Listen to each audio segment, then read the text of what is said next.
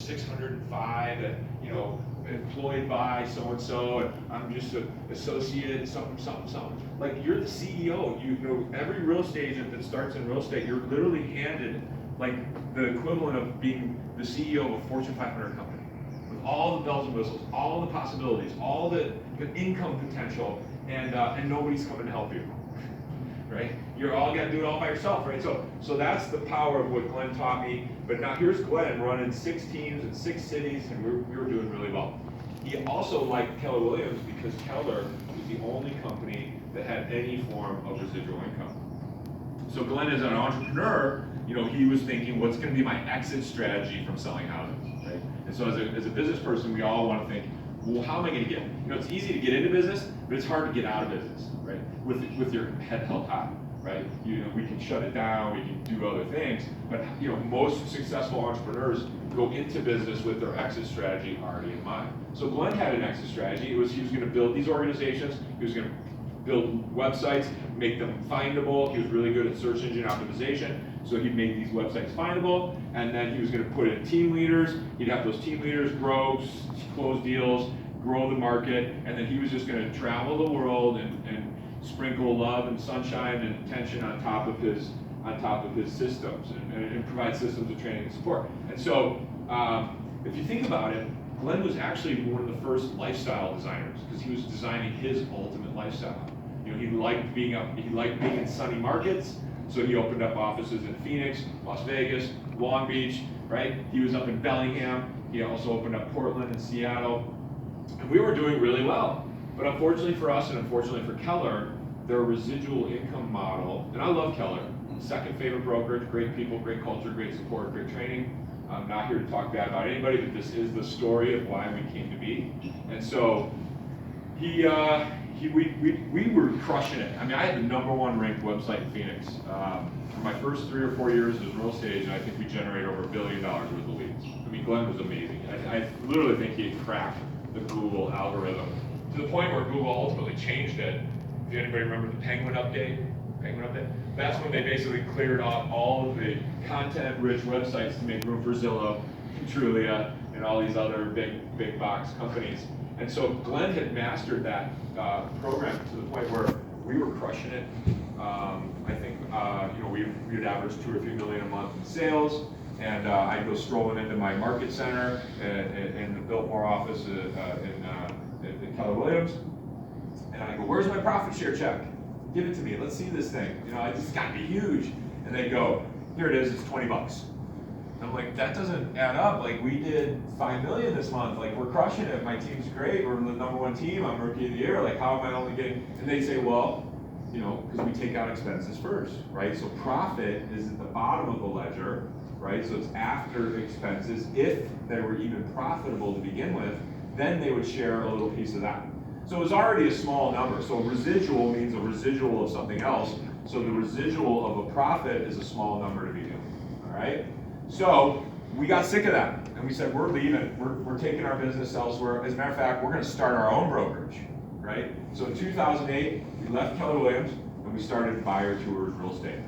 So we didn't know any better. It was a traditional brokerage, just like we'd been conditioned to think. You had to get an office, you had to staff it up, you had to fill it with equipment, fill it with staff, and we actually were doing well. And now keep in mind, he's also paying website developers and trainers and all that stuff. So Glenn was running probably 2 or 3, I would say, no, actually, he's probably running about $100,000 a month in overhead between his 6 offices. So every expense to run one office, Glenn had times 6. And actually, we were doing really well until about October of 2008. Anybody remember what happened in October of 2008? Small little thing called the Great Recession.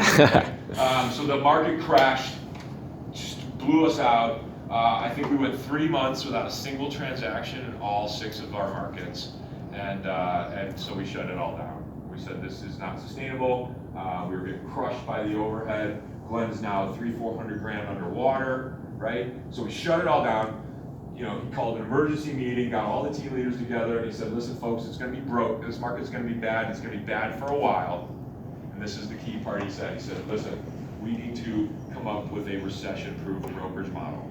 We need to invent an economy-proof brokerage model. We need to reinvent what the brokerage model of the future is going to look like. And that was the genesis of the eXp concept. And so we met every day in the cloud office. We started tinkering on the model, we started toying with it. You know, we liked the passive income piece, but because now we were less expensive, we could actually offer a piece of the gross commission. So the gross number, that's the top number, that's the highest number on the ledger. So if you're gonna get a percentage of a number, right, you want a percentage of the biggest number on the ledger, gross commission. So that was the second game changer that we brought to the real estate space. So we were one of the first companies to offer gross commission revenue share. All right, and it wasn't off of the agent, right? Some people go, I don't want to make money off other agents, I'm not into that. Well, no, you're not making money off other agents, you're making money off the company. Because you know what the alternative to a brokerage that shares its revenue with its members is? Steve, what's the alternative to a brokerage that shares with its agents?